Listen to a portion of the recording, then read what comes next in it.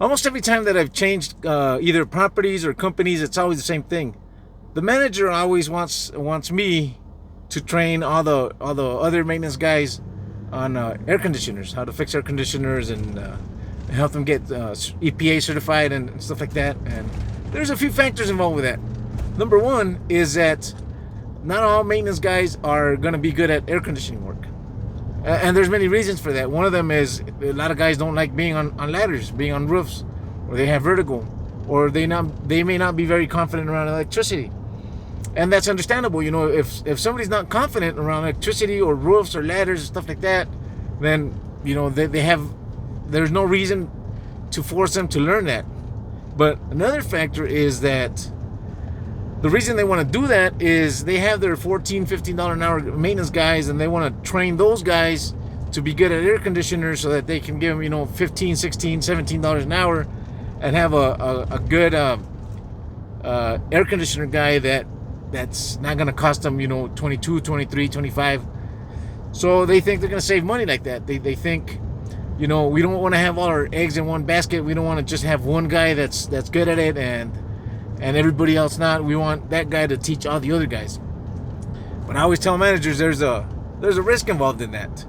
What happens is the company many times is thinking, well, we're going to train this guy, and this guy's going to be good at air conditioners, and we're not going to spend a lot of money on him. You know, he's been here for years, and he's a $15 an hour guy. We'll give him 16, 17, and it'll be good. Well, when you're training the guy's already thinking, I need to move on. I need to either go to another property, go to another company to make more money, or they're thinking this property or this company is going to pay me, you know, $22, $23 an hour because now I'm going to know air conditioner work. The thing about it too is that being EPA certified and actually knowing how to fix air conditioners is two different things. Like I said before, air conditioning is not for everybody. A unit, for example, could have the same symptoms like a frozen coil or not cooling or something like that, or burning capacitors or burning fuses, and it's not always going to be the same reason. So an air conditioner, you have to troubleshoot a lot, and you have to find the actual problem, not the effect of the problem. Like, for example, if there's a burned fuse or something burning a capacitor, it's not the capacitor or the fuse. There's a reason why it's burning the fuse, and it's not always going to be the same reason. So, like I said, air conditioning may not be for everybody.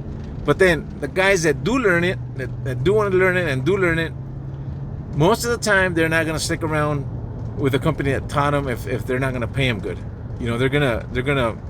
What's going to happen is they're going to be offered more money somewhere else, for sure. That happens a lot. There's always, you got friends in this business. You've worked at other properties. You know other managers, and once they know you're EPA certified and you can actually fix air conditioners, then everybody wants to hire you because everybody needs that guy.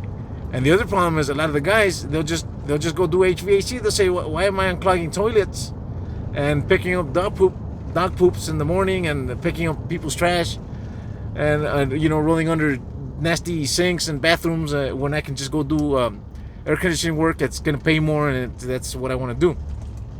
So there's always a risk. If you're going to train your guys, if you're going to train all your guys, there's that risk. Either you have to pay them what they're going to be worth now, or they may just leave. They may say, you know what, thank you, I'll see you. And, you know, it's perfectly good. I mean, I don't blame somebody that does that.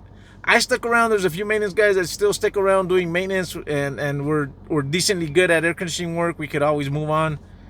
I stick around this because I actually like maintenance work. I like doing these videos, and I like interacting with people, like tenants, stuff like that.